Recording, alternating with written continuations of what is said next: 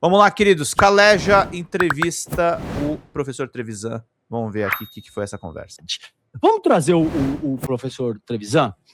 Porque, lindão, vou te trazer para a tela aqui. Desculpa, eu esqueci de te mandar o convite. Ele tava me ligando aqui.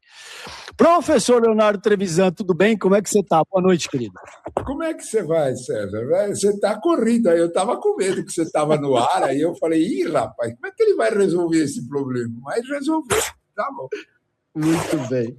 Professor, eu comecei aqui com a turma, antes da gente te receber, falando a respeito aí dos últimos estranhamentos entre Canadá e Estados Unidos, muito por conta do ataque do trumpismo, querendo colocar o nome do lago, de Lago América. Bom dia, querida Daisy. México.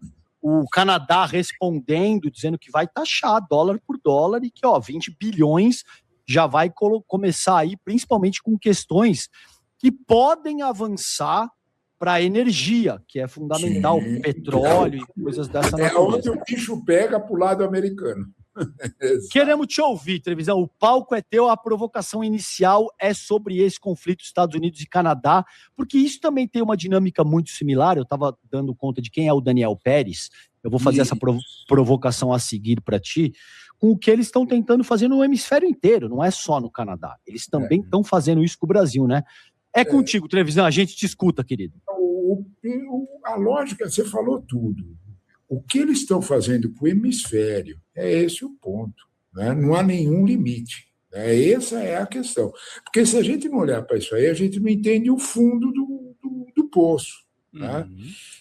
Na verdade, tem uma concepção dentro de uma ala do pensamento americano, que é Marco Rubio, é só o começo dele. Eu ouvi você falando do Daniel Pérez. Né?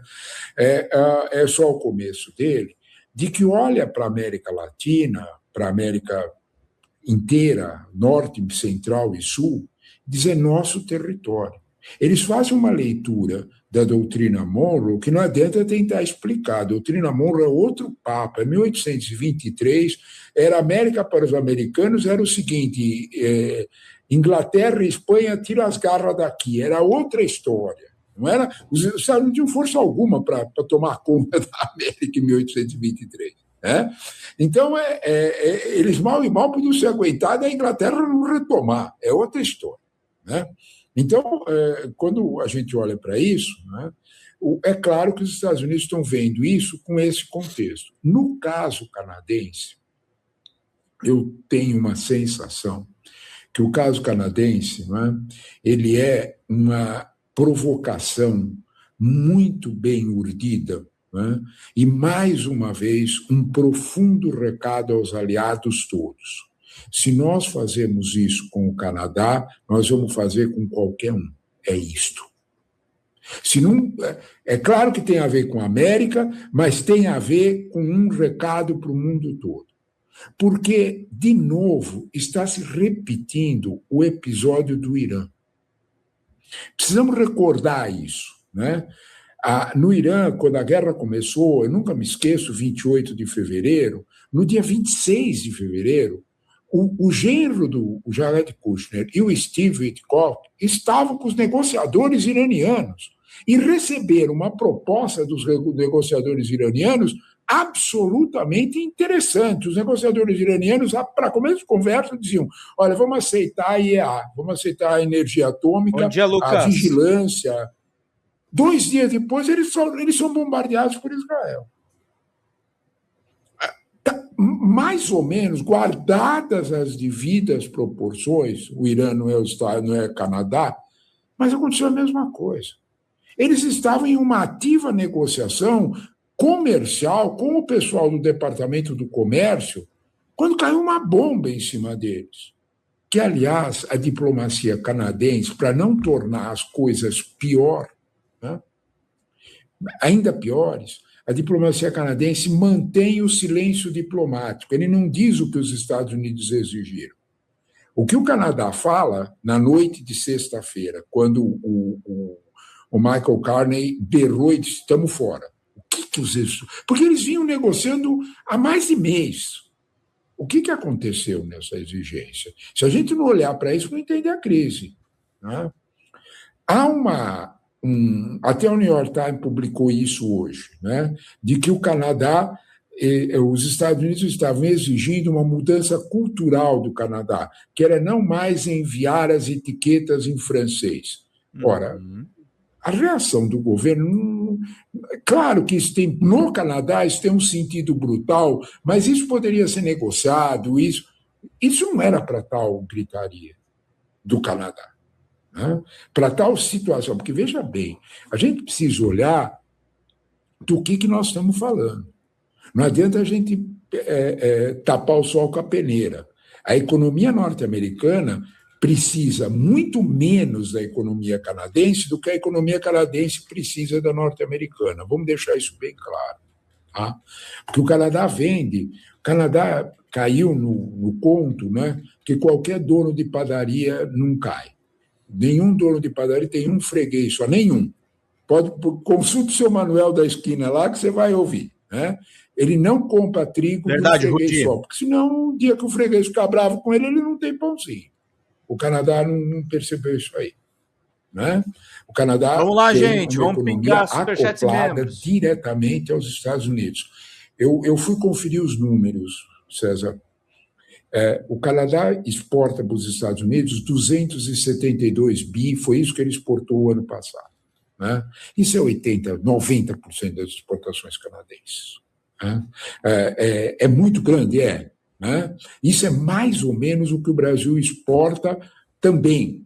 Mas observa a diversificação brasileira, o Canadá não tem agronegócio. O Canadá tem uma economia totalmente imbricada no mundo norte-americano. Todo o norte dos Estados Unidos, sabe o Maine, aquele pedaço que faz bastante frio para cima de Nova York? Aquilo tudo recebe eletricidade, aquilo tudo compra petróleo, porque os preços são favoráveis, e compra gás. O preço é favorável porque é muito perto. Uhum. Compra tudo isso do Canadá. Atenção. Nas tarifas do Trump não entrou petróleo, gás e não entrou também fertilizante potássico que vem do Canadá. Aquilo que vai prejudicar não entrou. Ele cortou aqueles vínculos que a economia canadense tem com a economia americana. Né? E a pergunta começa com o serviço florestal, depois a gente pode falar um pouco sobre isso, a economia canadense é muito dependente disso. Mas quando você olha para esse quadro, né, a economia do Canadá se deixou envolver muito. Num país que tem essa dependência, o que é que os Estados Unidos exigiram para eles gritarem desse jeito? Atenção! O primeiro-ministro canadense é um homem de uma prudência absoluta. Cuidado, ele não é nenhum doidinho, não. Ele era presidente do Banco Central do Canadá. Ele era um economista assim, super bem formado, moderado. O que os Estados Unidos exigiram?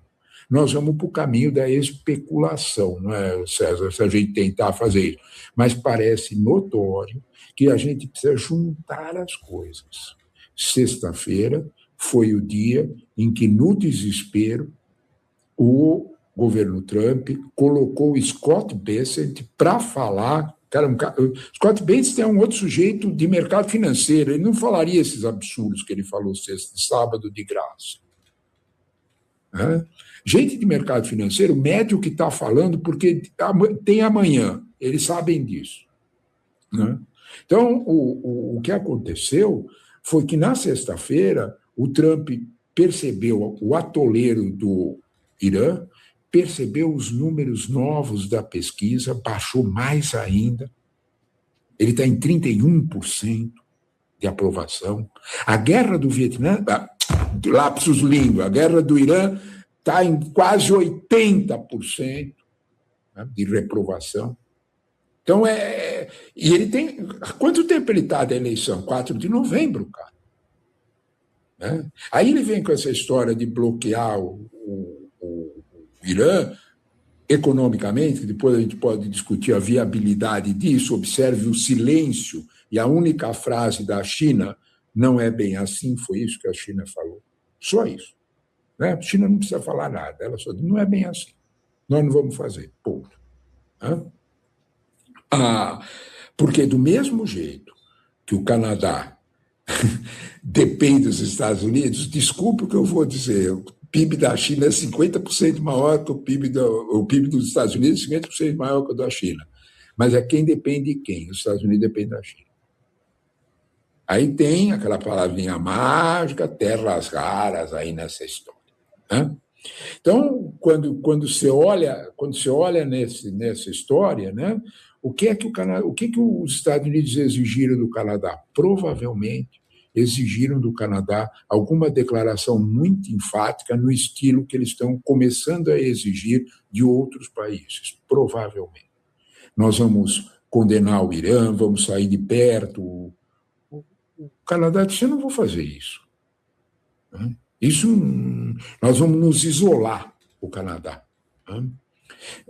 Deve ter feito, porque veja bem, não tem sentido você armar uma briga desse porte com o Canadá numa economia imbricada como são a economia canadense e americana não é década, há século. Então, não é isso não tem cabimento.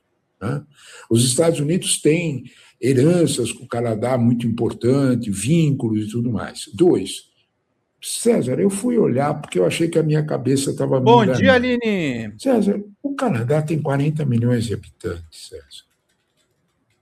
O Canadá é um imenso vazio. O Canadá é o segundo país... Eu fui olhar os numerozinhos, porque a cabeça da gente engana. O Canadá tem 9,8 milhões de quilômetros quadrados. O maior país do mundo é a Rússia, tem 17. O terceiro e o quarto é os Estados Unidos e a China, com 9,1. Depois vem o Brasil, que é o quarto, 8 milhões e meio. É isso, acabei de ver. Não pensa não que eu sou sabido, eu fui lá olhar no Google. Então, quando você olha para isso aí, o Canadá é um país de 40 milhões de habitantes, com imensos vazios, com um PIB do tamanho do Brasil. Sim. O PIB do Canadá rivaliza com o Brasil entre 10 e 11º lugar no mundo. Nós 2,200, eles 2,190. Então, encostadinho com o Brasil. Ora, tem lógica, uma economia do porte da americana, com todos os vínculos que tem com o Canadá, por que dessa violência? Por quê? Isso ultrapassa em muito o cenário da discussão. Eu vou completar, desculpa, eu estou falando muito, mas eu vou completar um dado maior aí sobre isso, que eu acho bem interessante. Quando você lê a lista... O Efraim aqui, né? Ouvi certa vez que seria errado dizer que a América Latina é em referência a nós e os demais países em língua espanhola. O correto seria a Iberoamérica, porque o Canadá também tem língua francesa e a latina. Sim. Sim, total. Total. A gente precisa conhecer melhor a nossa história, né, gente? E, turma, para trazer o professor Trevisan, para viralizar essas falas todas, 142. Quem pode mandar um membro só, gente? É para cobrir a de ontem. Vamos lá para a gente poder seguir aqui, queridos e queridas. Preciso do apoio de vocês, do apoio financeiro também de vocês. Agradecendo a galera que sempre nos acompanha nas manhãs. Dos produtos taxados, parece que na sexta-feira à noite eles foram pegando o que apareceu. Porque parece brincadeira. Na composição dos 20 bilhões tem um pouco de tudo. O mais grave é o setor florestal, as madeiras de compensar, que isso é importante. Depois vem, no pedido deles, bebidas alcoólicas. Não me consta que um país de 40 milhões seja um país de 40 milhões de bêbados atrás de vinho americano, que, aliás, não é de tão grande qualidade assim. Né? Então, fora os californianos, né? Oi, gente, eu sou a Sara Miranda do Folha TV. Eu tô aqui para agradecer sua presença no nosso canal e pedir para você continuar apoiando o nosso jornalismo progressista independente, que precisa muito da sua ajuda. A primeira coisa, se você não está inscrito no nosso canal, já faz isso agora e receba as notificações das nossas lives. Além disso, você pode acompanhar toda a nossa programação durante a semana. Também tem outras formas de você continuar nos apoiando financeiramente. Uma delas é pelo Pix, folhademocrata@gmail.com. Também temos o apoia-se/Folha TV, onde você faz contribuições mensais e recorrentes e nos ajuda muito. Além disso, você pode se tornar membro do nosso canal. Clica lá no YouTube em tornar-se membro, veja qual é o pacote que melhor cabe no seu bolso e fique mais pertinho da gente, inclusive em grupo de WhatsApp com toda a nossa equipe com quem você pode interagir. Apoiar um canal progressista também é uma forma de militância, então fica aqui com a gente, apoia o Folha TV, eu te vejo nas próximas lives. Beijo, até mais!